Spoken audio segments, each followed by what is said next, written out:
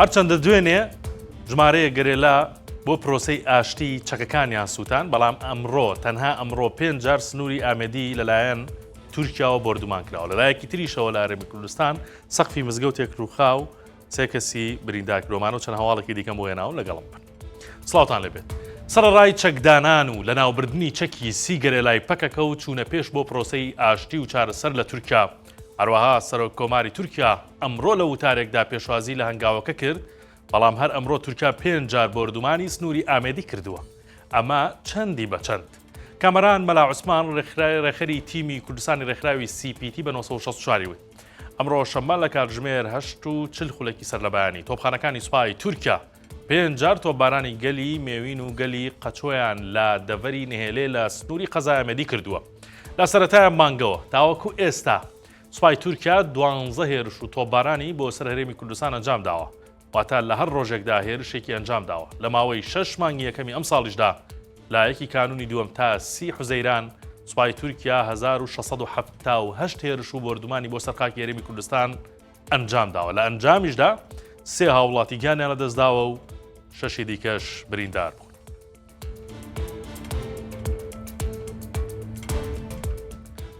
پرۆژەی کارەبای 24 ساعتی هەتا دێت فراوانتر دەبێت و گەڕەکی زیاتری هەولێری پایتەخت دەکرێتەوە. ئەمڕۆ تیمەکانی کۆمپانیای جێبەجەکار لە گەڕەکی مامزاوەی هەولێر کاریان دەکرد و 964 دیمەنەکانی وێنە گرتووە. ئاوکات ئەندازیاری جێبەجەکاری کۆمپانیای شاندس کە جێبەجەکاری پرۆژەکەیە بە 964 ڕاگەیاند. ئەم هەفتەیە کارەکانی گەیاندنی کارەبای 24 ساعتی بۆ گەڕەکی مامزاوە تەواو دەبێت و لە هەفتەی داهاتووەوە کارەباکە دەگاتە کەرەکە و سوودی لێوەردەگرن. وتیشی ماوەی بەستنی بۆردی 3 کۆڵانی گەڕەکەکە نیو سەعاتی پێدەچێت، بۆیە نایڵن هاوڵاتیانی ئەوێ زۆر بێ کارەبا بن و ئەزیەت بکێشن، بە تایبەتی کە زۆر گەرمایە و بێکارەبایی تەحموڵ ناکرێت. لە ڕۆژانی ڕابردوو حکوومەتی هەرێمی کوردستان ڕایگەیاند ئێستا پرۆژەی کارەبای 24 کاتژمێری گەیشتووەتە 2 ملیۆن هاوڵاتی لە هەرێمی کوردستان.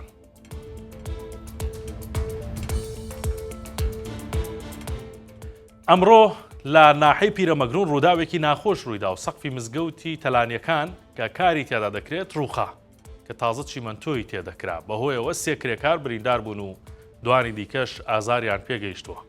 بەڵام دڵسۆزی و ئیمانی خەڵک بۆ مزگەوت وای کرد کارەکانی مزگەوتەکە نەوەستێت و لە دوای یەک بانگەواز نزیکەی 150 کرێکار و وەستای ناوچەکە بە شۆفڵ و مەکائینەوە خۆیان گەیاندە مزگەوتەکە بۆ ئەوەی پاکی بکەنەوە و چیمەنتۆ و داروپەردووی ڕووخا و لا ببەن. ئیشەکە بووە خێرخوازی و ئیتر لەو لاوە خێرخوازێکیش دوومەڕی بە عەرزادا بۆ ئەوەی نیوەڕۆ چێژ بۆ وەستا و کرێکارەکان دروست بکرێت. سعدون عەزیز سەرپەرشتیاری دروستکردنی مزگەوتەکە بە 964 وت نزیکەی 150 وەستا و کرێکار لا پیرەمەگرون لەسەر ئیشەوە بە شۆفڵ و سینگڵەوە هاتوون و دەستیان لە ئیشوکاری خۆیان هەڵگرتووە و خەریکی پاکردنەوەی مزگەوتەکان. ژمارەیە خەڵکی زۆریش لە گوندەکانی دەوروبەری پیرەمەگرون، قەزای بازیان، تاسڵوجە و قەزای دوکانیش بۆ هاوکاریکردنمان گەیشتونەتە مزگەوتەکە.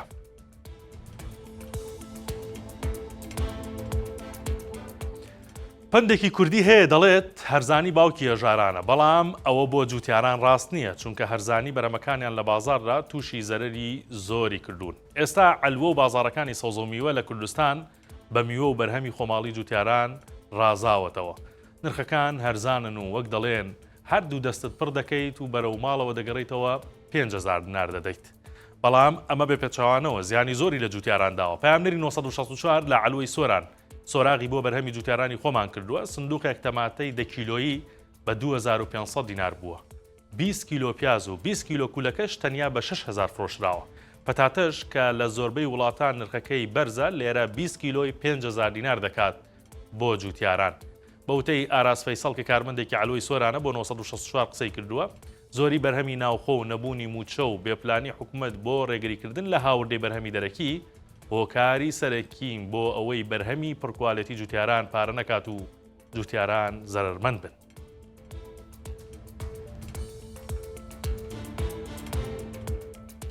سەرشتان ڕادەکەشم بۆ هەواڵێکی دیکە لەسەر هەناردەکردنەوەی نەوت کە بابەتی هەناردەکردنەوەی نەوت لەلایەن عێراقەوە و ڕێکەوتن لەگەڵ هەرێمی کوردستاندا لەسەر ئەو بابەتە بۆتە مەتەڵ. ڕۆژێ دەڵێن هەناردە دەکرێتەوە، ڕۆژێ دەڵێن هەناردە ناکرێتەوە. ئەمڕۆ حەیان عەبدولغەنی وەزیری نەوتی عێراق لە کەناڵی العەرەبیە لە سایتی العربیە چاوپێکەوتنێکی هەبووە باس لەوە دەکات کە تقریبان گەیشتونەتە ڕێکەوتن لەگەڵ هەرێمی کوردستانە.